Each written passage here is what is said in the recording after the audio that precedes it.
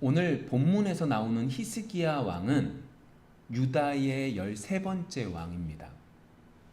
그는 유다에서 3대 선왕이라고 해서 선한 왕 3명을 뽑자면 그 뽑는 것 속에 한 명으로 선출된 사람입니다. 그에 대한 평가는 열왕기하 29장을 보시면 다윗의 행위와 같았다. 그래서 여호와 보시기에 정직히 행했다 라고 하는 평가를 받고 있죠.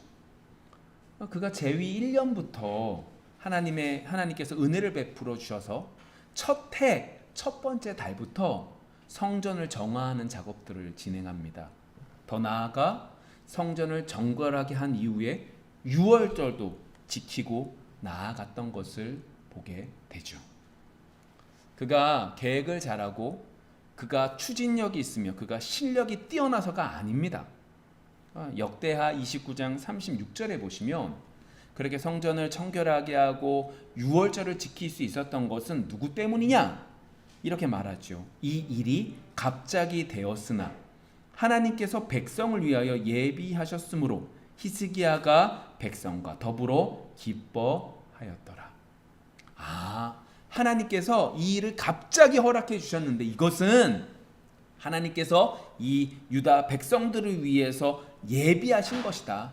그리고 그 일을 누가 감당한 것이다? 이 히스기야가 첫 해 이러한 일들을 하게 되었다 라고 하는 것을 볼 수 있습니다. 이렇게 열심을 다했던 이 히스기야가, 이렇게 은혜를 누렸던 이 히스기야가 오늘 성경 속에서 무너지는 사건이 등장하게 되죠. 그러면 이렇게 말하면, 아니 이런 은혜를 받았는데 왜 이렇게 무너졌어? 라고 하는 것을 지적하기 위한 것이 아닙니다. 단순히 이 히스기야의 모습을 말하고 싶은 것이 아닙니다. 우리가 죄인이라서 우리의 계획이 다 악하다는 걸 우리는 지난주 말씀을 통해서 배웠습니다. 그래, 우리가 할 수 있는 것은 오직 하나님께 모든 것들을 맡기고 하나님께서 우리의 걸음을 인도하여 주셔야만 된다 라고 하는 믿음을 가지고 살아가려고 몸부림을 치지요. 그런데 문제는 그럼에도 불구하고 때때로 우리는 뭐 할 수밖에 없다? 무너질 수밖에 없다 라고 하는 그러한 존재라는 것을 보자는 거죠. 히스기야 왜 이렇게 은혜를 누렸는데 이렇게 무너졌어가 아니라 이 히스기야의 모습이 우리의 모습이고 이것이 하나님께서 인도하시는 길로 잘 간다고 말하는 그때에도 순식간에 일어날 수 있는 일이며 이것이 우리 죄인된 인간의 모습이다 라고 하는 거죠. 물론 그럼에도 불구하고 우리가 이번 달 암송 9절처럼 그의 걸음을 인도하시는 분은 누구다? 여호와이십니다. 우리를 인도하시는 분은 누구다? 여호와이십니다 라고 말하는 것 속에 있는 믿음은 단순하게 하나님께서 우리를 로봇처럼 끌고 가시는다의 의미가 아닙니다. 우리가 우리 멋대로 조금 전에 말씀드린 것처럼 죄인된 인간이기에 하나님의 선한 길이 있음에도 불구하고 우리가 우리 멋대로 가는 그 모든 길들도 누가 주관하신다? 하나님께서 끌고 합력하여 선을 이루시는 분입니다 라는 믿음을 갖는 거죠. 그러니까 지난주 말씀을 우리가 제대로 묵상했다면 우리는 이 부분까지 와야 되는 겁니다. 자, 그런데 오늘 우리가 함께 나누고 싶은 내용은, 그런데 우리가 하나님의 인도하심을 받고 살아가지만 뭐 할 때가 있다? 무너질 때가 있다는 거예요. 근데 무너진 다음에 우리가 어떻게 해야 되는가? 라고 하는 질문을 던지는 거죠. 우리가 무너졌네? 어떡하지? 이렇게 있을 것인가? 아니면 내가 무엇인가를 해야 될 것인가? 무엇이 하나님이 기뻐하시는 것인가를 다루어 보자는 거예요. 왜요? 우리는 무너지는 존재이기 때문에. 누구를 통해서요? 히스기야의 모습을 통해서요. 자, 북이스라엘의 왕 중에 가장 악한 왕이라고 하면 누굴까요? 아마 아합 왕일 겁니다. 그러면 남유다에서 악한 왕이라고 하면 누굴까요?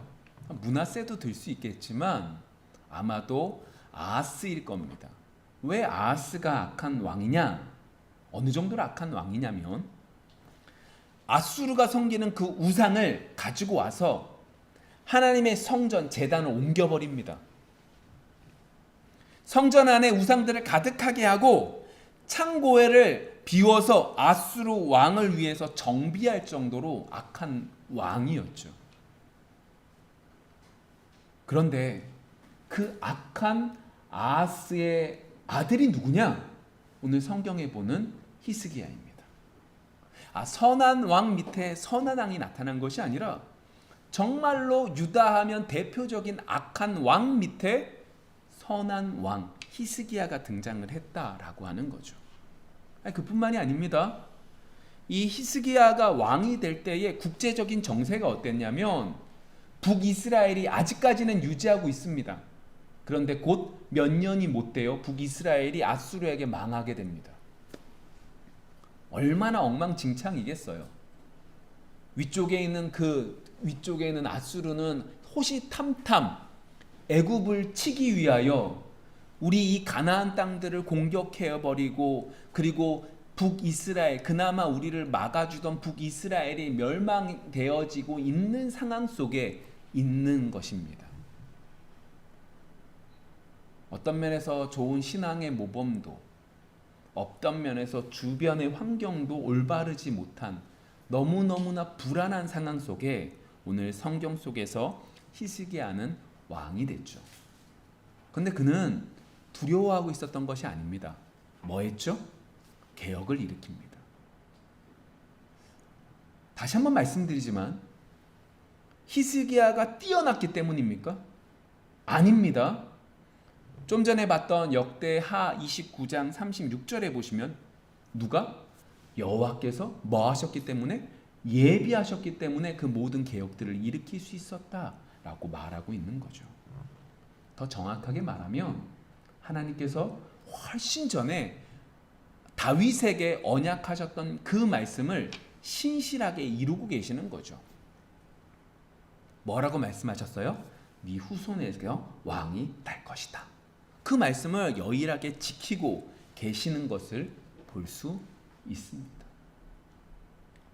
그런데 이렇게만 말하면 그러면 하나님이 다 하시는데 뭐라고 하겠지만, 오늘 성경 속에서 히스기야는 하나님께서 히스기야 길을, 유다의 길을 인도해 주시고 그 길에 어떻게 했어요? 알려주시는 그 길을 순종하며 쫓았던 사람입니다. 4절 말씀을 보시면 산당을 제거하기도 했어요. 물론 히스기야 왕은 산당을 제거하려고 몸부림쳤지만 백성들이 그것들을 쫓지 않았기 때문에 산당을 제거하지 못했다라고 말을 하지만, 히스기야는 어떻게 해요? 산당을 그 주변에 있는 동네에 있는 것들이라도 제거해 나갔다는 거예요. 그뿐만이 아닙니다. 주상을 깨트립니다. 아세라 목상을 깨트립니다. 심지어 모세가 만들었던 놋뱀도 부서뜨립니다. 모세가 만든 이 놋뱀이 뭐냐? 이스라엘 백성들이 애굽에서 나와서 광야길을 걸을 때 그들이 너무 더워서 그 기간이 너무너무 힘들어서 하나님 앞에 불평을 합니다. 불평하심에 하나님께서 이 이스라엘 백성들에게 깨닫게 하시기 위하여 불뱀을 보내시죠. 그 광야에 있는 그 불뱀의 물림에 사람들이 죽어나갑니다. 그때에 하나님께서 방법을 하나 주시는데 그게 뭐냐? 막대기에다가 놋뱀을 만들어 그 놋뱀을 본 사람은 살 것이다 라고 하는 어떤 면에서 황당한 말씀을 하시죠. 그 말씀에 순종하여 본 사람들은 살게 되는 기적을 광야길에서 이스라엘 백성들이 맛보게 됩니다. 그러다 보니 이 놋뱀이 단순하게 하나님이 사용하신 도구로 끝난 게 아니라 어떻게 됐을까요? 경배의 대상까지 발전하기 시작을 했고, 그 자체, 이 놋뱀 자체의 의미를 부여하다 보니까 결국 어디까지 올라가 버리는 거예요? 우상의 자리까지 올라가게 되어서 그곳에 분향까지 하게 되는 상황까지 도래하게 된 겁니다. 근데 그것을 누가요? 이 히스기야가 부셔뜨립니다. 그의 선조들은 그냥 넘긴 것들을 오늘 성경 속에서 히스기야는 깨닫고 그것들을 부셨다는 거죠.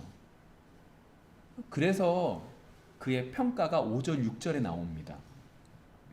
히스기야가 이스라엘 하나님 여호와를 의지하였는데 그의 전후 유다 여러 왕 중에 그러한 자가 없었으니, 와, 전후 왕 중에 그러한 왕이 없었대요.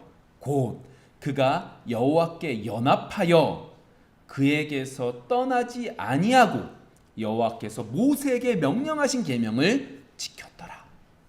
여호와와 연합하여서 그와 함께 동행하며 율법을 온전히 지켜나갔다라고 하는 너무나 좋은 평가를 받고 있습니다. 그리고 7절, 8절을 보시면 어디까지 그가 되어지느냐? 여호와께서 그와 함께 하심에 그가 어디로 가든지 형통하였더라. 저가 아수르 왕을 배반하고 섬기지 아니하였고 그가 블레셋 사람들을 쳐서 가사와 그 사방에 이르고 망대에서부터 견고한 성까지 이르렀더라. 뭐라고 평가해요? 온전히 하나님과 연합함으로 그의 율법을 온전히 지킴으로 그의 모든 것들이 형통했다. 심지어 어느 정도로 믿음이 있었느냐? 그가 섬기고 그의 아버지가 섬겼던 아수르까지 내쫓고 그들을 배반하고 뿐만 아니라 그 밑에 쪽에 있었던 블레셋 사람들도 내쫓아서 더욱더 강성한 선들을 많이 만들었다라고 말을 하고 있죠. 자, 여기까지만 딱 나오면 얼마나 좋습니까? 여기까지만 딱 나오면 얼마나 기쁩니까? 우리의 삶이 이것이지라고 말할 수 있겠는데, 문제는 그렇게 개혁을 하고 하나님 말씀에 순종했음에도 불구하고 문제가 생기기 시작했다라고 하는 거죠. 그게 13절부터 16절까지의 말씀입니다. 히스기야 왕 제14년에 아수르의 왕 사네립이 올라와서 유다 모든 견고한 성읍들을 쳐서 점령하매 유다의 왕 히스기야가 라기스로 사람을 보내어 아수르 왕에게 이르되 내가 범죄하였나이다. 나를 떠나 돌아가소서. 왕이 내게 지우시는 것을 내가 당하리이다 하였더니 아수르 왕이 곧 은 300달란트와 금 30달란트를 정하여 유다 왕 히스기야에게 내게 한지라. 히스기야가 이에 여호와의 성전과 왕궁 곳간에 있는 은을 다 주었고 또 그때에 유다 왕 히스기야가 여호와의 성전 문에 금과 자기가 모든 기둥에 입힌 금을 벗겨 모두 아수르 왕에게 주었더라. 자, 조금 전에 보시면 히스기야가 엄청난 개혁을 했습니다. 모세가 만든 이 노뱀은 히스기야 시대보다 한 700년 전에 있었던 겁니다. 그러니까 예를 들어 이 얘기예요. 700년 전부터 지금까지 이것이 뭐가 된 거예요? 엄청난 요염한 엄청난 능력이 있는 막대기로 인식되어져 있는 것도 어떻게 해요? 부셔버릴 만큼 하나님을 사모했다니까요. 유월절을 지켰다고요. 모든 율법을 지켰다고요. 그런데 히스기야 14년 제위 14년에 어떻게 해요? 아수르 사네립 왕이 유다를 침공합니다. 그래서 오늘 성경 속에서는 정확하게 나와 있지만 않지만 그냥 견고한 성을 쳤다라고 말하지만 성읍 46개를 점령하고 포로를 20만 명을 잡아갔다라고 설명하고 있습니다. 그랬더니 이 히스기야 왕이 오늘 성경 구절이 이 얘기입니다. 그랬더니 히스기야 왕이 어떻게 해요? 전쟁에서 패배했던 것을 시인하는 거예요. 그래서 사네립에게 아수르 왕에게 어떻게 해요? 우리가 패했습니다 라고 얘기하죠. 그랬더니 사네립이 뭐라고 그래요? 은을 300달란트, 금을 30달란트를 달라고 해요. 이게 무슨 말이냐? 전쟁 배상금을 달라는 소리예요. 야, 너희들 전쟁 졌지? 전쟁 배상금 내놔 라고 말을 하는 거예요. 그랬더니 이 히스기야가 어떻게 해요? 인정. 네, 우리가 졌어요. 우리가 있을 수 있는 모든 금들, 은들을 다 모으는 거예요. 그랬더니 어떻게 해요? 왕궁에 은들이 있을 것이고 금을 입혔으니까 금을 벗겨낼 수밖에 없는 상황까지 도래한 거죠. 그리고 그 모든 것들을 준 거예요. 여러분, 이것만 딱 보시면, 그냥 색안경만 끼지 않고 딱 보시면 히스기야가 정말 잘한 겁니다. 어떤 면에서요? 히스기야 입장에선 왕으로서 외교수를 잘 펼친 거예요. 우리 20만 명 이 포로들을 다시금 석방시키고 우리가 더 이상 이 예루살렘까지 쳐들어오는 것을 막기 위한 아주 좋은 외교술로 너무나 좋게 표출한 거죠. 지금까지 히스기야는요. 그런데 여러분 여기서 중요한 건 이거예요. 지금까지 히스기야는요. 엄청난 개혁을 했다고 했어요. 담대하게 모든 것들을 향해 나아갔단 말이에요. 그런데 문제는 어떻게 되는 거예요? 막상 자신이 생각하는 그 생각을 뛰어넘는 상황이 딱 도래하니까, 예를 들면 이거죠. 내가 하나님을 잘 섬겼어요. 온전히 믿는다고 믿었어요. 그러면 하나님께서 이 모든 것들을 잘해 주셔야 되는 거예요. 최소한 힘들게는 안 해주셔야만 되는 거죠. 우리의 마음속에 그게 있어요. 근데 문제는 어떻게 해요? 더 힘들어진 거예요. 내가 산당을 제거해가지고 우리 백성들이 저 왕이 왜 산당을 제거하는 거, 저 산당 제거하면 안 되는데? 라고 하는 이야기까지 들어가면서 내가 산당을 제거했는데 도리어 어떤 상황이 도래한 거예요? 전쟁에서 패배해버리고 이제 남은 건 예루살렘밖에 없게 되어져 버린 거죠. 그 상황이 딱 도래하니까 히스기야가 지금 어떤 방법을 사용해요? 하나님을 찾는 게 아니라 돈으로 문제를 해결하려고 이 모든 것들을 진행하고 있는 거죠. 하나님께 모든 것들을 맡겨드립니다. 맞습니다. 저의 계획은 악합니다.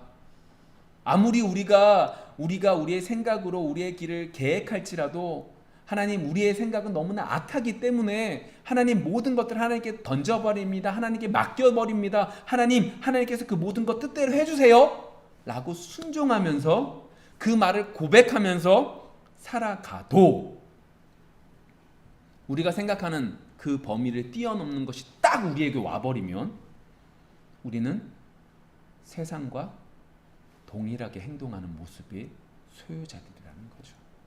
예외 없습니다. 우리 모두 다 그렇습니다. 우리의 생각을 뛰어넘고 우리가 생각하는 것을 뛰어넘는 무엇인가가 우리에게 올 때 우리는 세상과 동일한 모습들로 나아간다는 거죠. 기도하라는 얘기 너무나 많이 하고 기도해야 된다는 거 너무나 잘 알고 있습니다. 그러나 막상 힘들면 기도하지 않습니다. 이유는 그렇죠. 내 마음이 너무 힘들어서 그래요. 내가 너무 바빠서 그래요. 문제가 해결책이 없어서 그래요. 기도가 안 돼요. 이런 말은 변명은 할지언정 기도하지 않고 나아가지 않는 우리의 모습을 본다는 거죠. 그렇기 때문에 여러분, 먼저 자만하면 안 됩니다. 우리는 순식간에 무너질 수밖에 없는 존재입니다. 누굴 통해서 볼 수 있어요? 히스기야요. 히스기야의 모습을 보면서 우리는 순식간에 무너지는 것을 우리는 목도하고 있는 거예요. 여러분, 700년이나 정말로 신성하다고 여겨지는 그것을 부신다? 쉽지 않아요. 이전의 왕들도 산당을 제거하지 못했어요. 그만큼 강성했어요. 근데 그것을 부셨어요? 엄청난 거예요. 근데 그런 그가 자신의 생각을 딱 넘어버리니까 세상 사람들과 똑같이 행동하고 있는 모습을 우리는 본다는 거죠. 근데 더 큰 문제가 어디에 있는지 아십니까? 정말로 큰 문제는 내가 세상과 똑같은 행동을 하고 있다라고 하는 그 사실조차 뭐 하는 거예요? 인식하지 못한다는 게 더 큰 문제예요. 그래, 내가 자만하지 말아야지. 자만하지 않는 삶을 살아야 되겠다. 하나님, 저는 언제나 무너질 수밖에 없는 존재입니다. 도와주세요 라고 말할지언정 내가 생각하는 범위를 딱 넘어버리면 나도 똑같이 자만하고 똑같이 세상 사람과 똑같이 행동하는데 더 큰 문제는 뭐라고요? 내가 그렇게 행동한 것을 모르고 있다는 게 더 큰 문제라는 거죠. 정말로 두려운 거예요. 우리의 생각은 악하기 때문에 그럴 수밖에 없어요. 내가 무너졌어요. 내가 망해가고 있어요. 뚝에 구멍이 뻥 뚫려서 물이 쭈쭈쭈쭈 빠져나가는데 그건 전혀 몰라요.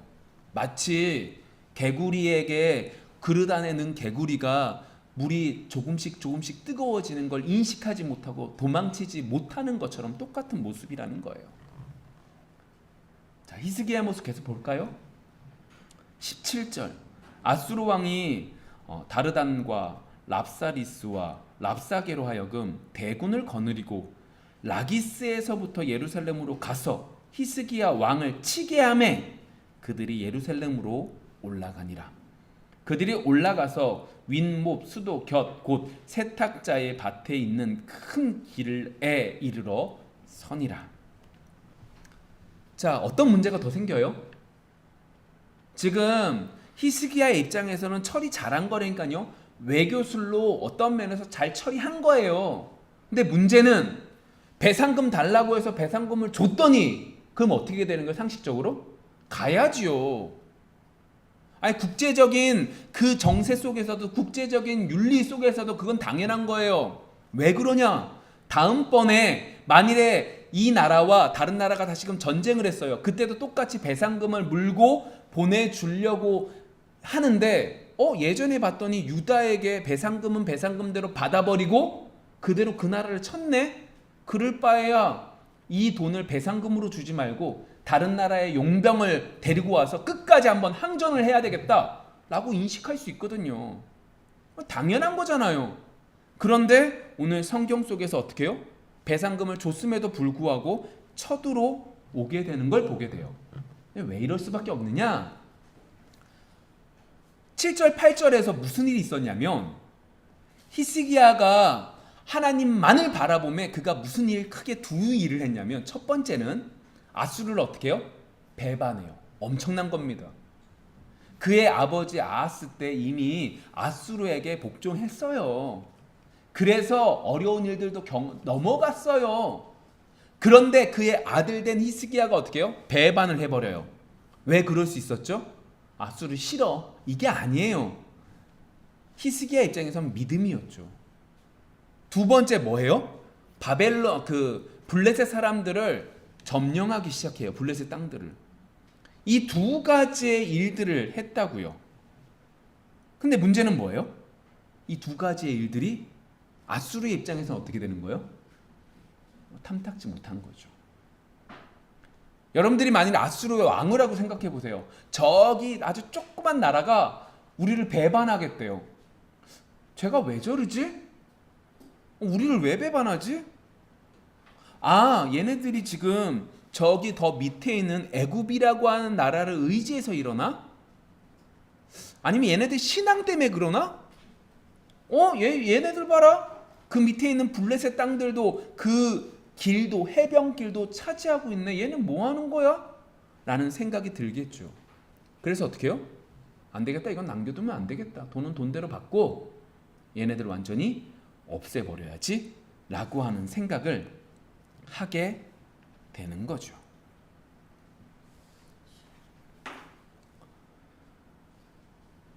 여러분, 그러다 보니까 여러분들이 보신 이 성경 뒷부분에 보시면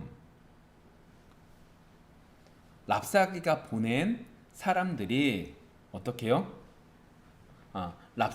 랍사게가 유다 왕에게 그리고 유다 백성들에게 이야기를 합니다.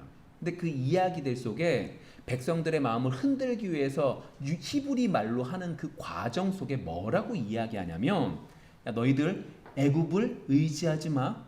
너희들이 믿는 그 하나님을 의지하지 마라. 그 신들도 어느 누구도 우리나라 우리 왕에게 이긴 사람이 없었다.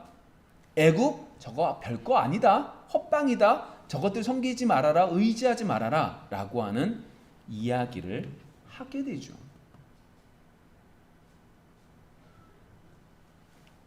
이제 히스기야는요, 지금 내가 잘못되고 있다는 걸 이제서야 느껴요.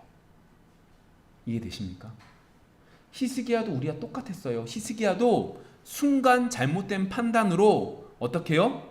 이 모든 문제를 인간적인 방법으로 외교술로 아주 지혜롭게 해결해야지 라고 했는데 그것이 제대로 해결되지 않는 거예요. 더 나아가서 이 랍사게가 이야기하는 이야기들을 들어보니까 그건 단순한 문제가 아닌 거예요. 아니 지금까지 외교적인 상식 손에서는 통상적인 방법은 배상금 냈으면 돌아가야지 왜 안 돌아가는 거예요? 뭔가 이상해요. 이건 단순히 이 현상적인 문제를 뛰어넘는 무엇인가가 있는 거죠. 자, 히스기야가 어떻게 합니까? 이게 중요해요. 오늘 우리가 말하고 있는, 우리가 말씀을 나누고 있는 것 속에 가장 중요한 부분이 이거죠. 오늘 히스기야는요, 가만히 있습니까? 가만히 있지 않습니까? 가만히 있지 않습니다. 와, 안 되겠다. 이 외교술이 안 됐네. 그럼 빨리 애굽에 가서 사신을 보내서 애굽을 데리고 와야 되겠다. 아니다. 지금 우리 밑에 있는 블레셋 사람들, 우리 위에 있는 아람 사람들, 그리고 에돔 사람들 데리고 와서 함께 모여서 연합군을 한번 싸워야 되겠다 라고 생각하는 게 아니에요. 내가 지금 잘못 판단함으로 내가 잘못된 판단이 나만 힘든 게 아니라 우리나라 전체에 지금 어려운 상황이 됐네. 와, 이거 어떡하지? 근심하고 있었던 것도 아닙니다. 그는 가만히 있지 않고 멈추지 않고 어떻게 해요? 그 실패를 가지고 그대로 누구에게 갑니까? 하나님의 전에 나아가 부르짖기 시작을 합니다. 여러분, 이건 너무나 중요한 부분입니다. 왜 그렇죠? 하나님이 우리의 길들을 인도하십니다. 그 길은 우리의 생각과 다릅니다. 그래서 때때로 우리의 생각대로 하다가 잘못된 길로 빠질 때가 있죠. 그럴 때 하나님은 그냥 두지 않으시고 그러다가 어느 때가 되면 어떻게 깨닫게 하십니다. 마치 히스기야 왕에게 있어서는 어떻게 깨달은 거예요? 전쟁에 싸웠어요. 전쟁에서 졌어요. 배상금 내가 줄 테니까 돌아가 라고 하는 이야기 속에서 말씀하신 것이 아니라 배상금을 줬음에도 불구하고 너희들 예루살렘 완전히 무너뜨릴 거야 라고 하는 얘기를 듣고 어떻게 하는 거예요? 그때서야 깨닫는 거죠. 그게 인간이에요. 이렇게 되면 어떤 문제가 생겨요? 내가 나 때문에 실패했네, 나 때문에 이렇게 문제가 커졌네, 어떡하지? 라고 후회하고 한탄하고 있는, 멈춰 있는 것이 아니라 오늘 히스기야는 어떻게 했다고요? 하나님 앞에 있는 그대로 그 모든 것들을 가지고 나갔다라고 하는 것이 중요하다는 거죠. 1절 볼게요. 19장 1절입니다. 열왕기하 19장 1절. 히스기야 왕이 듣고 그 옷을 찢고 굵은 배를 두르고 여호와의 전에 들어가서, 지금 무슨 행동을 합니까? 옷을 찢습니다. 지금 히스기야 왕은요, 문제의 심각성을 잘 모르고 있다가 문제가 이제 심각한 거예요. 랍사게의 얘기를 듣다 보니까 이 얘기는 단순하게 뭐 하라는 거예요? 어떤 의미예요? 너희 예루살렘, 너희 유다 완전히 멸망시킬 거야 라고 하는 얘기라는 거죠. 너희 북이스라엘 멸망된 거 봤지? 내가 이렇게 너네도 멸망시킬 거야 라고 하는 최후의 통첩인 거예요. 와, 이 문제가 심각하거든요. 단순히 어떠한 명분을 걸고 좀 더 돈을 많이 빼앗으러 오는 게 아니라 어떤 문제예요? 완전히 우리를 박멸시키겠다라고 하는 부분까지 나가는 거죠. 이제 히스기야 입장에선 다른 누구를 볼 만한 시간적 여유가 없어요. 아니, 더 정확하게 말할까요? 우리는 죽더라도 우리의 자존심을 세우는 존재예요. 그게 인간이에요. 저는 아닌데요. 아니에요. 그렇게 말한다는 것 자체가 우린 잘못된 거예요. 우리가 우리 자신을 모르는 거죠. 우린 우리 자존심 때문에 살아요. 그런데 오늘 히스기야는 그 모든 자존심을 내려놔요. 옷을 찢어요. 왜 찢는 거예요? 나 이제 망했어, 나 이제 죽었어가 아니에요. 누구에게 가기 위해서? 하나님 앞에 모든 것들을 내려놓고 부르짖고 나가는 거죠. 하나님, 제가 실수했습니다. 제가 잘못했습니다. 내가 죄인입니다. 날 죽여주십시오 라고 멈춰지는 것이 아니라 그것을 그대로 하나님 앞에 아뢰고 있는 모습이 이 모습 속에 있는 거죠. 다른 거 구하지 않아요. 다른 은혜를 구하지 않아요. 오직 하나님께 매달리며 나아가고 있는 거예요. 여러분, 하나님의 인도와 여호와의 인도하심 속에서 살아가는 과정 속에 하나님의 부족함이 아닌 우리의 죄악의 모습으로 인하여 무너졌다 할지라도 어떻게 해요? 그 무너짐 속에서 완전히 땅바닥에 있다 할지라도 오직 하나님만을 바라볼 수 있는 축복이 우리에게 있기를 원합니다. 여러분, 이건 은혜가 있어야 돼요. 하나님이 붙잡아 주셔야지만 이럴 수 있어요. 그 은혜를 미리미리 구할 수 있는 우리 모두가 되어지기를 원합니다. 자, 이렇게 하나님 앞에 그 모든 것들을 내어 맡겼어요. 근데 보세요. 히스기야의 제가 좀 전에 말씀드린 것 속을 좀 정리하면 이래요. 히스기야의 생각에서는 지금 있는 이 일들이 큰 문제였어요? 큰 문제가 아니었어요? 큰 문제가 아니었어요. 이게 문제예요. 우리가 생각할 땐 하나님 앞에서 내가 지금 하나님께서 우리의 걸음을 인도해 주시는 것에서 반대로 가는 이것이 우리 입장에서는 별로 큰 문제가 아니었어요. 근데 하나님이 이걸 어떻게 보신 거예요? 큰 문제로 본 거죠. 큰 문제로 본 것을 하나님께서 깨닫게 해주심에 인식함에 히스기야가 어떻게 해요? 옷을 찢는 거예요. 이러한 축복이, 이러한 은혜가 우리 속에 있기를 원합니다. 그래서 2절 이렇게 됩니다. 19장 2절 왕궁의 책임자인 엘리야김과 서기관 셈나와 제사장 중 장로들에게 굵은 배를 둘러서 아모스의 아들 선지자 이사야에게로 보내매. 여러분, 이거 그냥 사람 보냈구나? 아니에요. 이거 잘 보세요. 조금 전까지 어떻게 해요? 히스기야는요? 외교수를 했다니까요. 우리 졌어요. 제가 시인합니다. 그러니까 당신 내가 얼만큼 주면 돌아가실 거예요? 라고 물었다니까요. 그러면 지금 이 시점에 그가 그 마음을 계속 품고 있다면 어떻게 하면 돼요? 애굽으로 사신 보내야 되는 거예요. 근데 그렇게 안 보내요. 누구에게 보내요? 하나님의 선지자에게 보내요. 하나님 앞에 나아가요. 왜요? 이제서야 그가 분명히 깨달은 게 있어요. 그게 뭐예요? 아무리 많은 군대라 할지라도 누구보다 약하다? 하나님보다 약하다. 하나님의 말 한마디가 이 모든 것들을 바꾼다라고 하는 믿음이 그의 속에 있었던 거죠. 그리고 이사야에게 이렇게 말합니다. 그들이 이사야에게 3절입니다. 그들이 이사야에게 이르되 히스기야의 말씀이 오늘은 환난과 징벌과 모욕의 날이라 아이를 낳을 때가 되었으나 해산할 힘이 없도다. 자, 이게 무슨 말이에요? 아이를 낳을 때가 되는데 해산할 힘이 없다는 거예요. 그러니까 이게 아이를 놓지 맙시다. 아이가 안 생겼어도 좋겠습니다. 이 얘기가 아니에요. 이게 무슨 의미예요? 하나님, 아이를 어차피 아이를 낳을 때가 됐으면 낳아야 되는데 하나님, 낳을 힘을 주세요라는 의미죠. 다시 말하면 뭐예요? 하나님, 이것들 잘 이겨낼 수 있도록 하나님 도와주세요. 이 시험들을 이겨낼 수 있도록 힘 주세요. 이사야 선지자님, 우리가 이렇게 힘을 얻을 수 있게 해주세요 라고 부탁을 하는 겁니다. 그러면서 어떻게 되는 거예요? 4절 랍사게가 그의 주 아수르 왕의 보냄을 받고 와서 살아계신 하나님을 비방하였으니 당신의 하나님 여호와께서 혹시 그의 말을 들으셨을지라 당신의 하나님 여호와께서 그 들으신 말 때문에 꾸짖으실 듯하니 당신은 이 남아있는 자들을 위하여 기도하소서 하더이다 하니라. 자, 히스기야가 내가 실수하고 내가 잘못한 것들을 깨닫고 다른 모든 것들을 접어두고 하나님 앞에 납작 엎드립니다. 그리고 하나님께 구하죠. 그리고 지혜롭게 너무나 올바른 기도의 모습을 보여줍니다. 그게 뭐예요?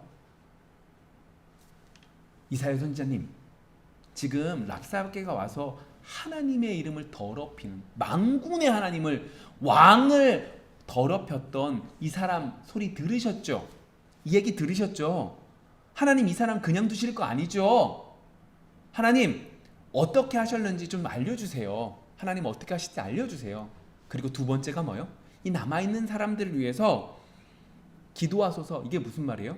하나님, 이 모든 문제 잘 해결해 주세요. 이 얘기하는 거 아니에요? 하나님, 저희가 지금 이 어려운 상황 속에 있는데요. 이 어려운 상황 속에서요, 끝까지 믿음을 지키며 싸워 나갈 수 있도록 힘주세요. 우리를 위해서 기도해 주세요 라고 하는 고백을 하고 있는 거죠. 여러분 한번 말씀을 좀 정리해 볼게요. 여호와께서는 우리의 걸음을 인도하십니다. 자, 이 말은 단순하게 하나님이 우리를 로봇으로 끌고 끝까지 인도하신다. 끌고 우리의 생각은 전혀 상관없이 살게 하신다. 그게 아니죠. 하나님은 하나님의 길들을 인도하십니다. 심지어 어떨 때 우리가 잘못된 생각으로 잘못된 판단으로 망할 때라 할지라도. 근데 오늘 우리가 함께 나누고 싶었던 말씀은 뭐예요? 이렇게 우리 멋대로 나갔을 그때에 우리는 어떻게 해야 되는가? 라고 하는 부분이었죠. 누구를 통해서요? 히스기야를 통해서 우리는 볼 수 있었어요.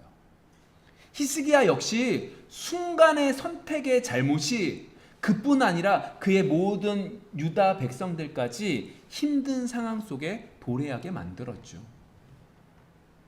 배상금을 주면 해결되겠지? 안 됐어요.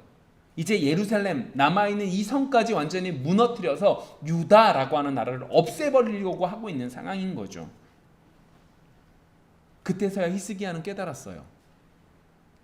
그게 우리 속에 정말로 기억해야 될 내용이었죠. 첫 번째 뭐예요? 자만하면 안 되는구나. 우린 순간 무너지는구나. 두 번째 뭐예요? 무너졌는데도 무너짐을 모르는 것이 우리구나. 근데 여러분, 아까 전에 말씀드렸잖아요. 지난주 말씀도 그렇고. 그런데 하나님은 우리를 뭐 하세요? 우리의 걸음을 인도하세요. 어떻게 인도하셨어요? 히스기야에게는 아수르의 군대가 계속해서 예루살렘까지 쳐들어오는 모습을 보면서 깨닫게 되죠. 그리고 그 속에서 히스기야는 납작 엎드려요. 첫 번째 어떻게 해요? 하나님만 바라봐요. 다른 여러 가지들 때문에 그 자리에 앉아있는 것이 아니라 하나님 앞에 온전히 나아가요. 다른 여러 가지를 보지 않고 옷을 찢어가면서 하나님 앞에 온전히 매달려요. 하나님 밖에 없거든요. 두 번째 어떻게 해요? 그의 기도의 모습은, 그렇게 해서 깨달은 그의 모습 중에 그의 기도의 모습은 이 모든 어려운 문제들을 해결해 달라는 게 아니었어요. 믿음을 주셔서 이 어려운 문제들을 선한 싸움을 싸워 나갈 수 있게 해 달라라고 하는 간구였죠. 오늘 우리가 마음에 새기며 이것들을 기억해 나아가기를 원합니다. 자만하지 맙시다. 무너진 것을 깨달을 수 있는 축복이 우리에게 있기를 원합니다. 오직 하나님만을 부여잡고 나아가기를 원합니다. 그리고 그 속에서 우리의 믿음으로 선한 싸움을 이겨낼 수 있는 힘을 달라고 간절히 기도할 수 있는 이번 한 주가 되어지기를 소망합니다. 기도하겠습니다.